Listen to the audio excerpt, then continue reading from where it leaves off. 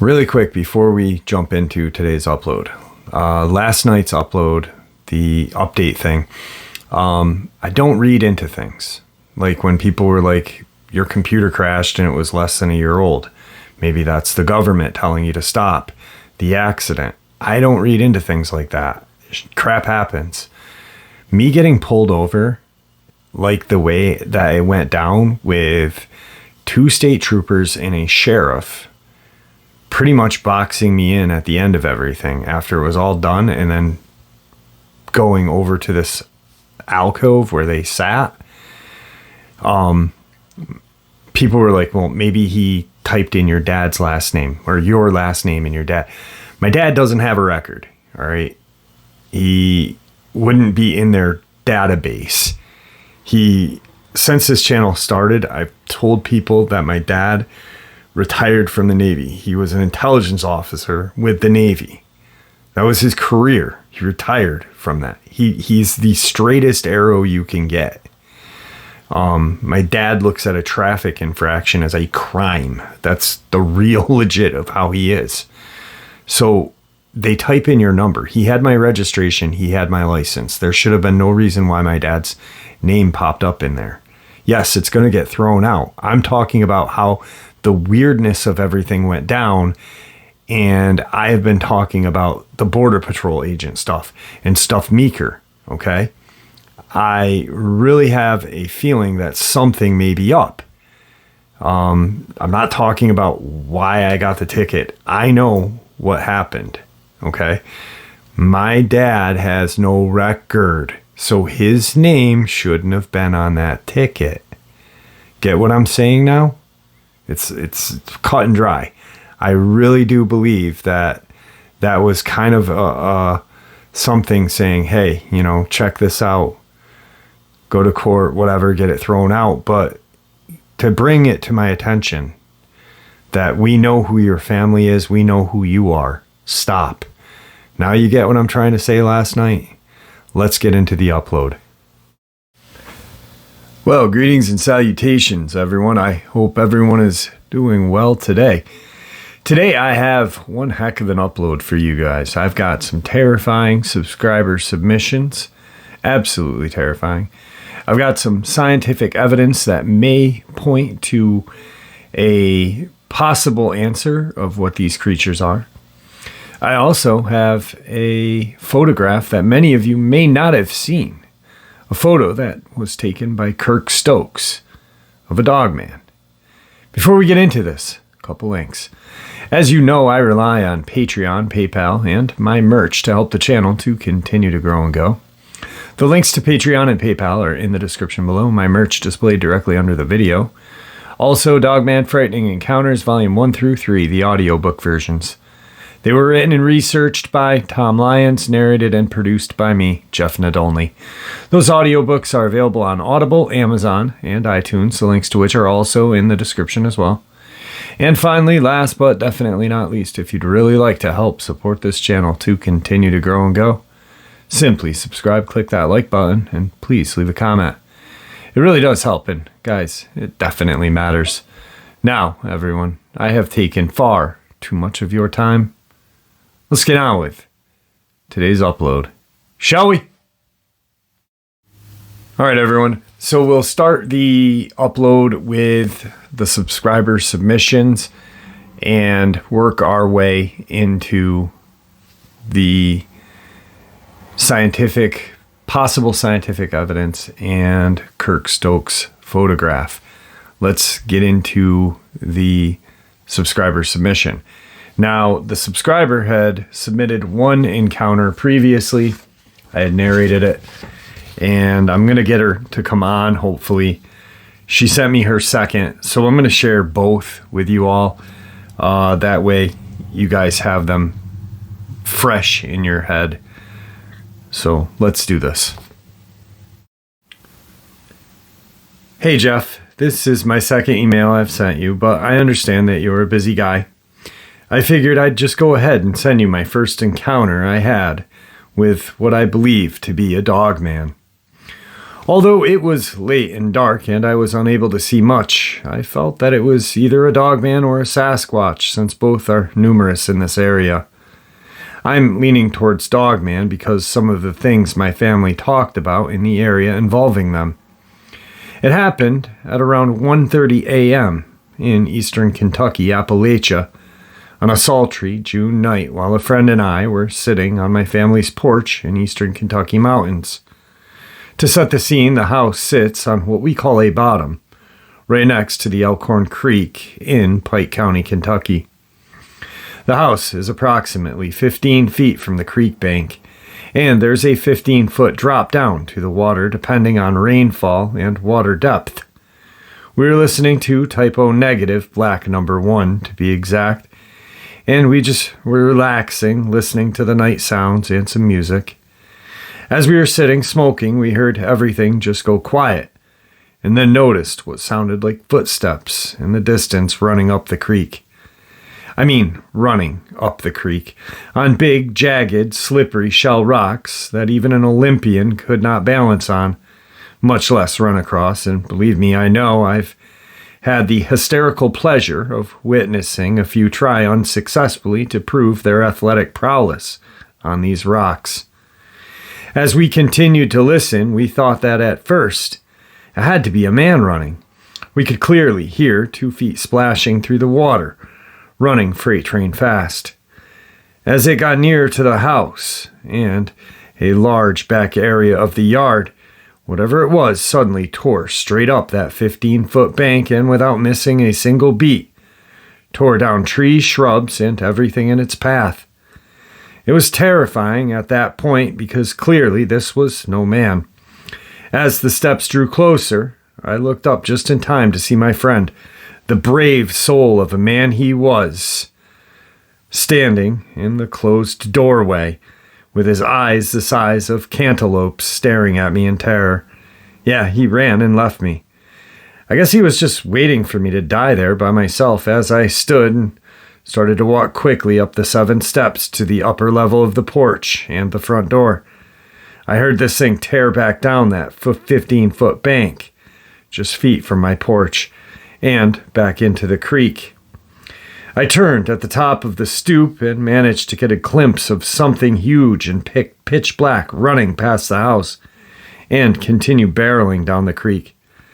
I couldn't make out any details other than whatever it was blacker than the blackness of an eastern Kentucky Appalachian mountain night, and that it stood out silhouetted in the darkness. It was huge, much larger than a man, though I can't say for certain height nor weight.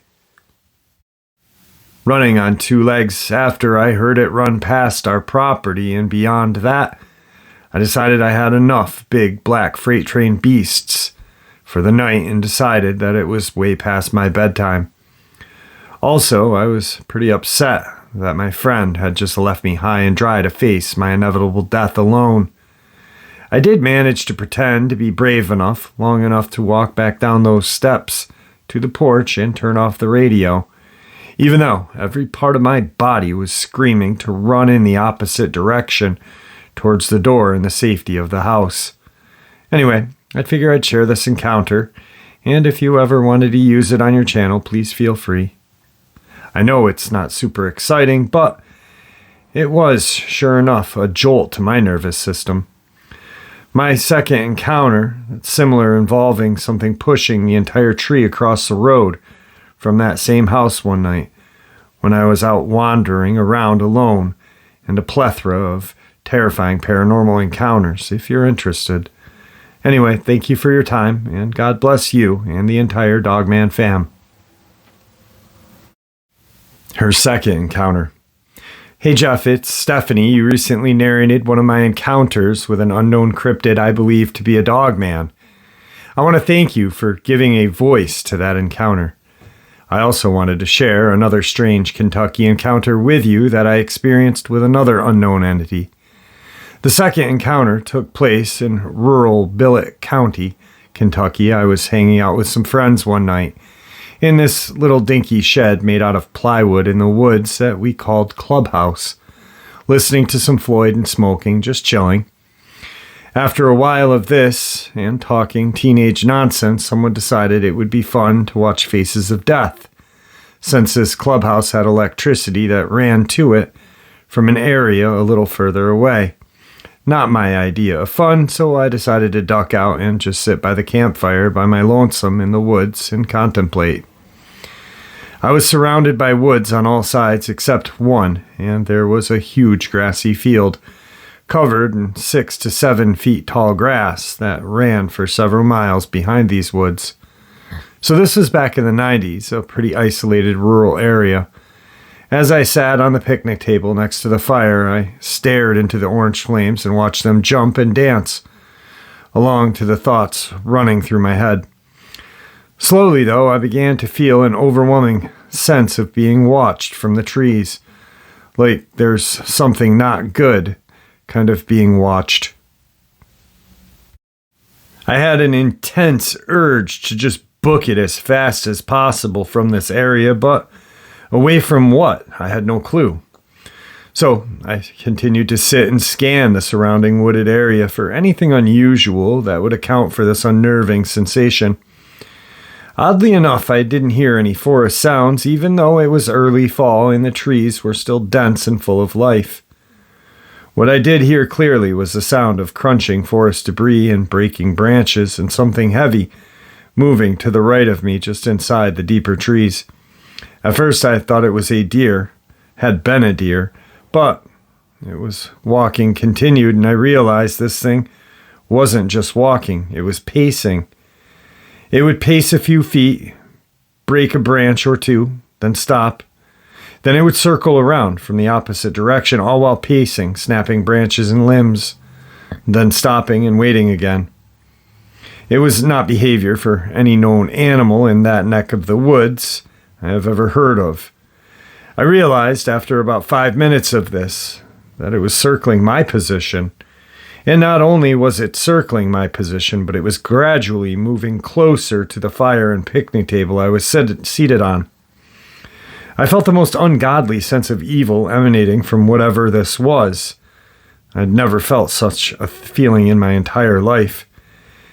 I wasn't just feeling nervous. I actually felt terrified, like whatever it was going to reach out of the darkness and pull me into the unknown or some unescapable hell. As my heart pounded out of control, I knew this was something dangerous. I felt it in every fiber of my being. I remember thinking that maybe it was just some drug-addled freak or something hiding out in the forest intent on doing me harm. Then it growled, a kind of low, kind of hissy air-sounding growl. I have not yet heard anything similar to this sound come out of a man nor beast in my life again. This was definitely no man, and this certainly was not a deer. This was something stalking me, calculating. I was alone and isolated from the others, and I knew it was time to beat feet. My little brave front was at the end. I didn't want to run like an idiot and look crazy foolish flying back to the others to be ridiculed, so I slowly stood up and walked as quickly as possible without actually running back into the clubhouse. I never told a soul about this. In all honesty, at that time I thought I was being hunted by a demon, since a lot of satanic rituals were known to occur on that property at the time. I now believe that it may have been another Dogman. Anyway, I thought I'd share this one with you as well. You know, I said this at the end of the first experience she had shared with us all. And I really don't, I understand why people say that it may not be exciting or worthy of sharing. But to me, any encounter is worthy of attention. You know, we're told at such a young age that these things don't exist. And for some unknown reason, well, I have theories of that, but for some unknown reason, as children, we know these things exist. I think it's more because we have a sense of Being young, we can sense our primal fears and almost see them in our consciousness and subconsciousness. And yet, as adults, we don't. We kind of block that out. But as children, we don't block it out. She was a teenager at the time of these events.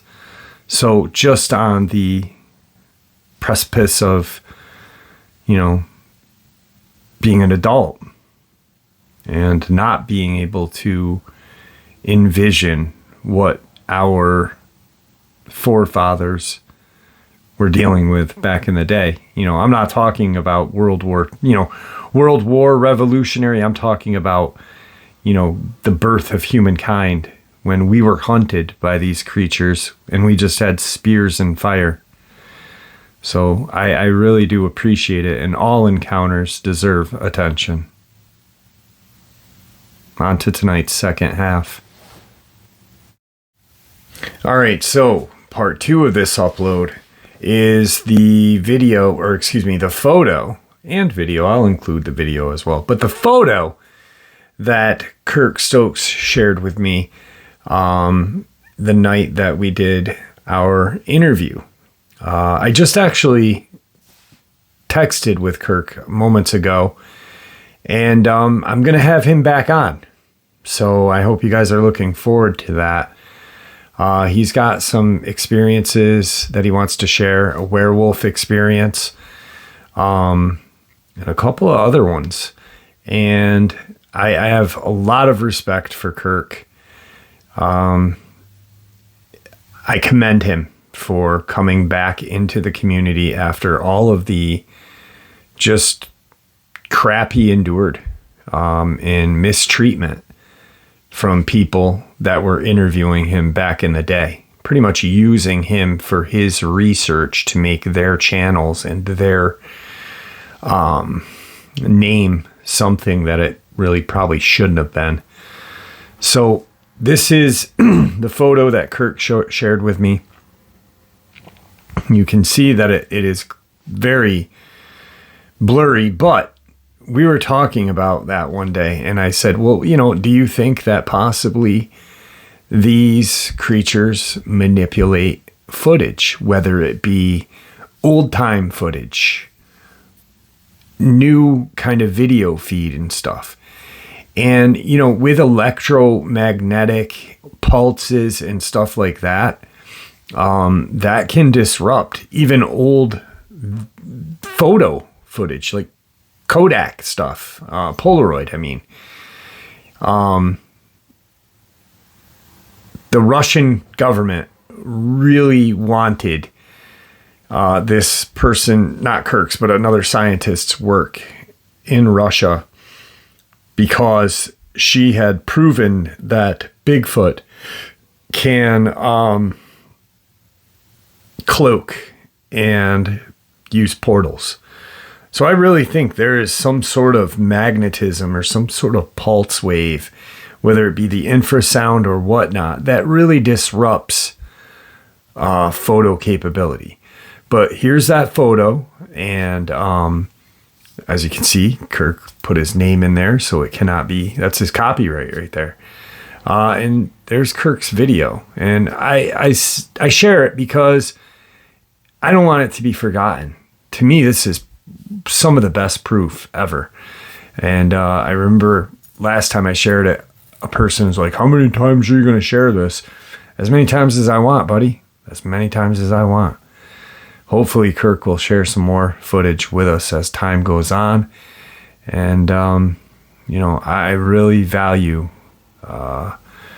Kirk's friendship. So let's move on to the video and then part 3.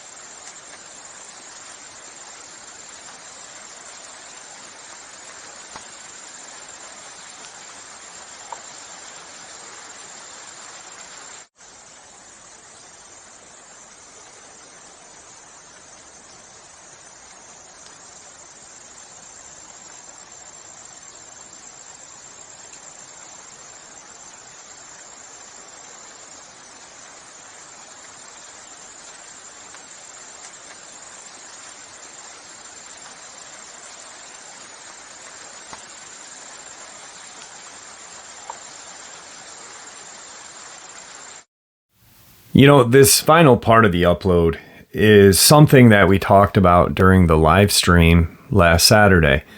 A person brought up the word orc, O-R-C-S, orcs.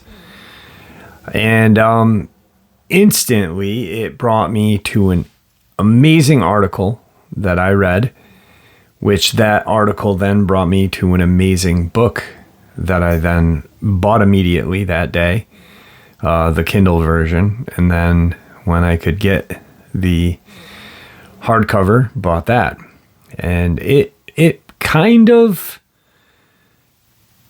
points us to a direction that, well, to me, it's scientific proof that these creatures may have been what haunted our ancestors, haunted and hunted our ancestors. Check this out. When orcs were real, the ancient struggle for Homo sapiens to rule the earth. Every human culture has believed in the existence of other beings, monstrous, humanoid, sapient, but inhuman. They have gone by different names: boogeyman, bugbear, cyclops, giant, Jotun, ogre, Anye, troll, yeti, dogman, and more. But there are always feared lurkers in the shadows, threats to the clan, tribe, or hearth. Dungeons and Dragons didn't create these monsters, and despite ongoing controversies, they do not represent anything modern. Humanity's legendary heroes have been fighting these monsters since time immemorial. The real question is why? Why does every civilization have similar myths? Why does every culture have legends of monstrous humanoids? And why are they always depicted as fearsome and dangerous? Because legends are real. That is at least the argument offered by Danny Van Drimeny in his book Them and Us, How Neanderthal Predation Created Modern Humans. Van Drimeny is a heterodox thinker, and his argument is well outside of the mainstream view. So before we delve into Van Drimeny's book, let's discuss what is mainstream's view. Archaeologists and geneticists agree that humanity co-evolved and interbred with similar species. We nowadays have abundant, essentially irrefutable archaeological and genetic evidence for the existence of multiple human-like species within the Paleolithic and Neolithic eras.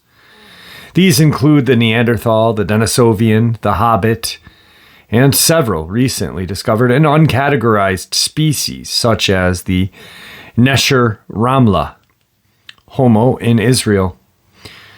New human species are being discovered almost every day. My own add-on, not in the article, but, scientists are, as of July 1st, 2022, new species of mini humans, Homo florensis, or the Flores man, which is like 1.1 meters in height, 3 feet. These are little trolls, We're finding these things on a daily basis. And actually, some scientists, some archaeologists and anthropologists think they may still exist on this little tiny island in the South Pacific. That's terrifying if you think about it. I know they're only 3 feet 6 inches, but there's been historical accounts in newspapers from the Southeast of little tribes living in trees, capturing hunters and stuff. So back to the article. I apologize. Yet none of these archaic humans or humanoids survive today. Not a single one. All have gone extinct, vanishing, save for traces of artifacts and bones in our wilderness and fragments of DNA in our genome. What happened to them? Here disagreements begin.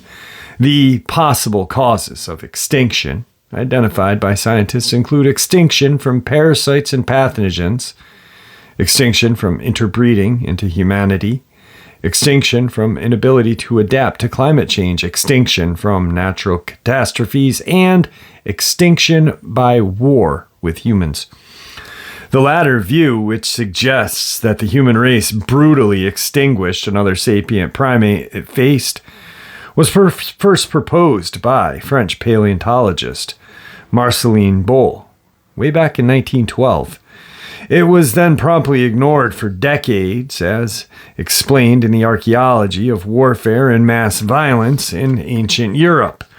Archaeologists are increasingly aware that they have underestimated the societal impact of collective violence. Sites like Ribemont, Kessel, Montborono, and Calcrease confront us in this poignant way with cruelties of war and mass violence in late prehistoric and early historic times.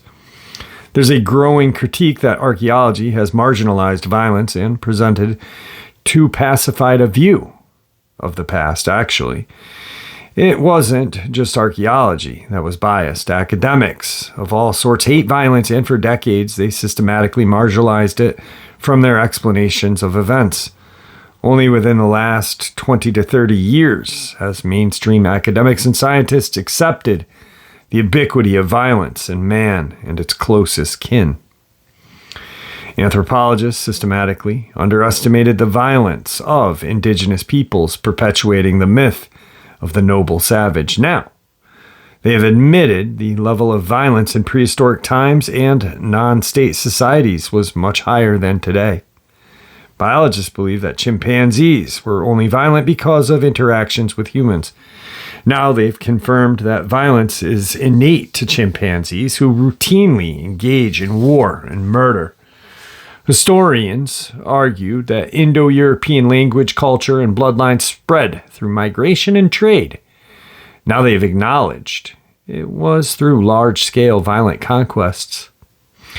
When these developments in mind, mainstream academics have finally begun to accept that human beings drove the Neanderthal to extinction through war. Nicholas R. Longrich, a senior lecturer in evolutionary biology and paleontology at the University of Bath, presents an excellent summary of the current consensus. To war is human, and Neanderthals were very much like us. We are remarkably similar in our skull and skeletal anatomy and share 99.7% of our DNA. Behaviorally, Neanderthals were astonishingly like us. The archaeological record confirms Neanderthal lives were anything but peaceful, and best evidence that Neanderthals not only fought but excelled at war is that they met us and were not immediately overrun. Instead, for 100,000 years, Neanderthal resisted modern human expansion. For thousands of years, we must have tested their fighters. And for thousands of years, we, humans, kept losing. Finally, a stalemate broke and a tide shifted, and we don't know why. It's possible the invention of a superior ranged weapons, bows, spear throwers, throwing clubs, let lightly built Homo sapiens harass the stocky Neanderthal from a distance using hit and run tactics. Or perhaps better hunting and gathering techniques let sapiens feed bigger tribes, creating numerical superiority in battle. Ultimately, humans won. But this wasn't because they were less inclined to fight. In the end, we likely just became better at war than they were. The mainstream view then is that Neanderthals were behaviorally and physically much like humans, made war much like humans, and were eventually defeated by superior technology and numbers, much as Europeans defeated indigenous peoples throughout history by superior technology and numbers. In other words, we killed off Fred Flintstone.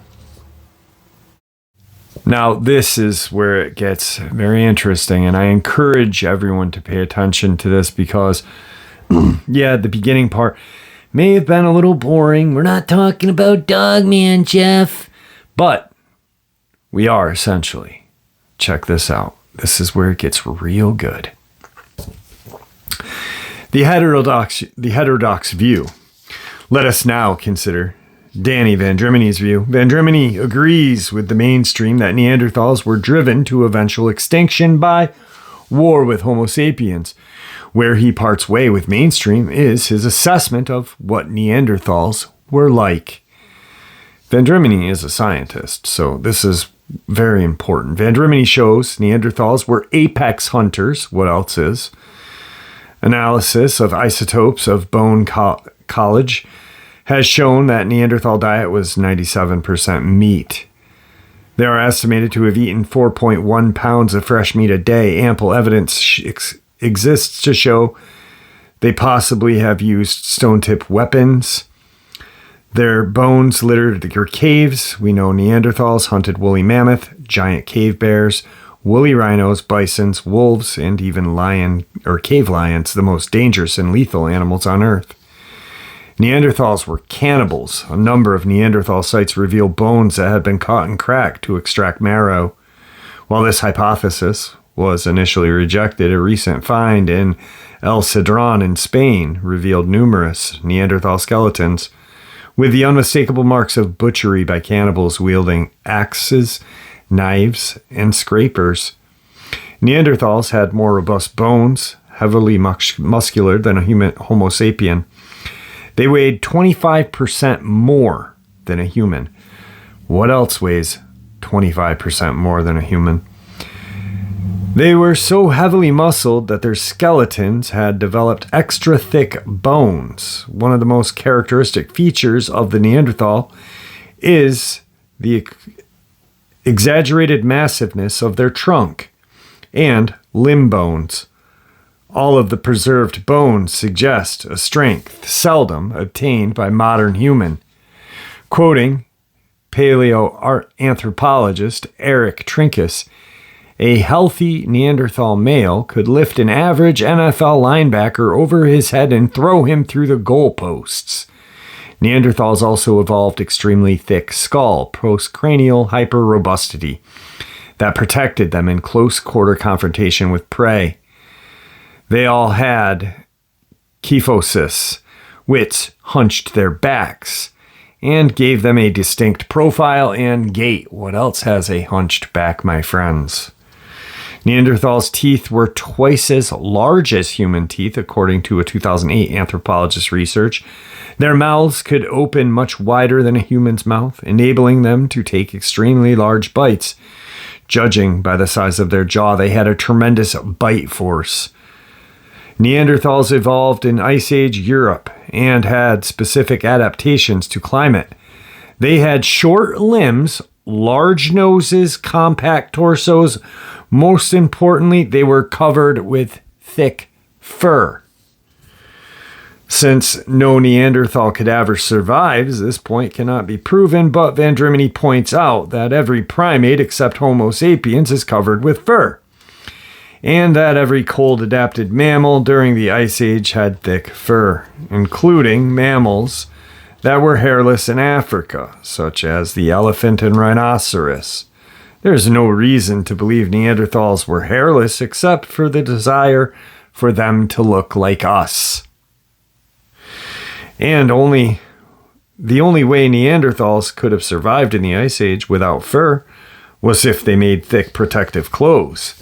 Archaeologist Mark White points out Neanderthal clothing would have needed to be more than a ragged loincloth of popular depiction. Some form of tailoring would be required, but Neanderthal sites have yielded no evidence of needlecraft technology.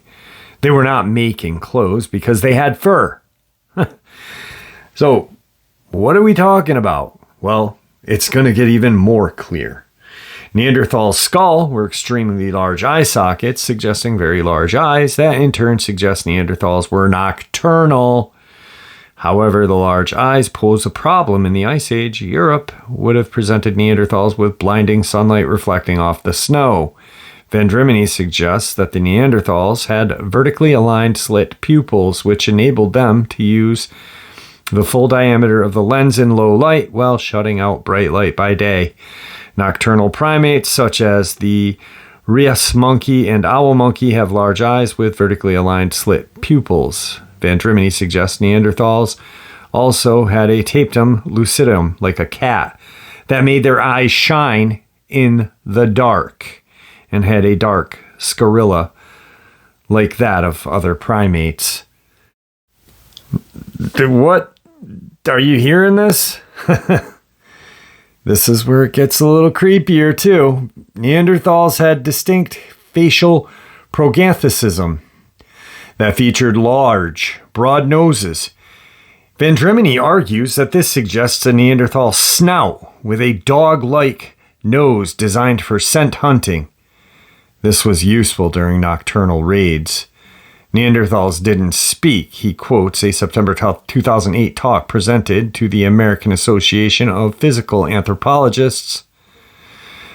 Their large nasal cavity would have decreased the intelligible vowel-like sounds, and combination with a long face, short neck, unequally proportioned vocal tract, large nose made it highly unlikely that Neanderthals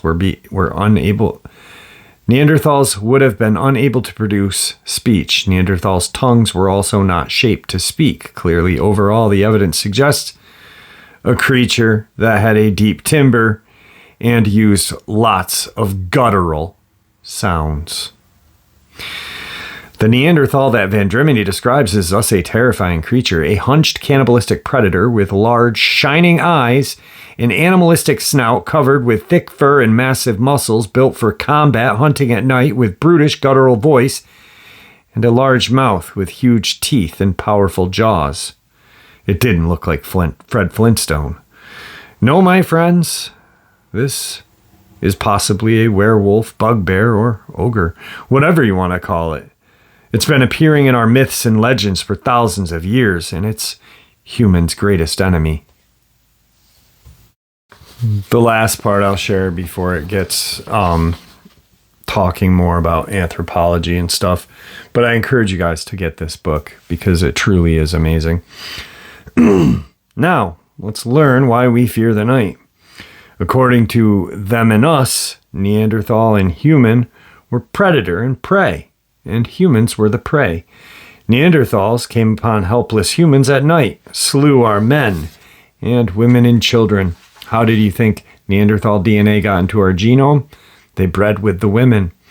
And they kept doing it generation after generation. Not only were they stronger, faster, tougher than Homo sapiens, the Neanderthals were just as smart and well armed.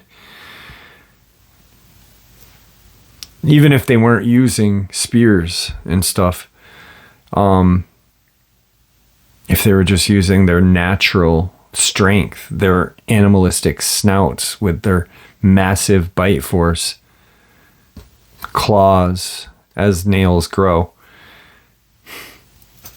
Under assault by these flesh-eating monsters, the human race almost went extinct. Only by becoming an apex predator ourselves did we survive. We became the greatest killers the world has ever known. Because if we hadn't, humanity would have died out.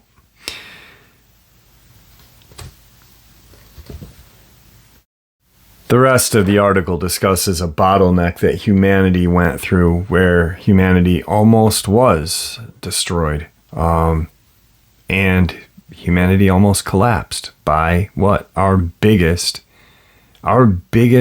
fear. You know, as children, children have nightmares. What do they dream of? Even if they haven't seen a werewolf movie. Werewolves, creatures of the night, hairy, monstrous creatures. There's a reason for that. It's ingrained in our DNA, in our genome. And then for Van Drimini to just describe perfectly the Neanderthal that Van Drimini describes is thus a terrifying creature, a hunched cannibalistic predator with large shining eyes, an animalistic snout covered in thick fur and massive muscles, with a hunch, man, I mean, come on, a hunched cannibalistic predator with large shining eyes, animalistic snout covered with thick fur and massive muscles, built for hunting, close combat at night, brutish, guttural voice, and a large mouth with huge teeth and powerful jaws. Not Fred Flintstone. To me, that sounds like a werewolf. No tail. Things happen, right? Anyway, I encourage you guys to find the book. You can buy it cheaper on Kindle. If you got a smartphone, just download Kindle to your smartphone. And it's called Them and Us, How Neanderthal Predation Created Modern Humans. I'm not saying this is definitely true, definitely the cause or creation of Dogman. But it's a pretty good theory, all in all. It's a better theory than I've ever come up with, and Van Drimini really did his work. Person that we don't really hear much of, do we? Well, I got my feelers out and I connected with him a couple weeks ago. Hopefully I can get him to come on. You probably have to pay him, but it'll be worth it, So anyway, what do you guys think? I mean, to me, it's just a terrifying description of Dogman. Anyway, with that, my friends, I hope you all enjoyed tonight's upload. It's pretty awesome, I think. A lot of interesting scientific theories, terrifying subscriber submissions. Doesn't get any better. And some awesome pictures and video from Kirk Stokes. One picture and video from Kirk. But, like I said, in that little second half there, second part of this upload, we will have Kirk back on. He agreed. So, with that, stay safe, stay healthy, and may the Great Spirit watch over us all, and may He guide us down that path that we call life.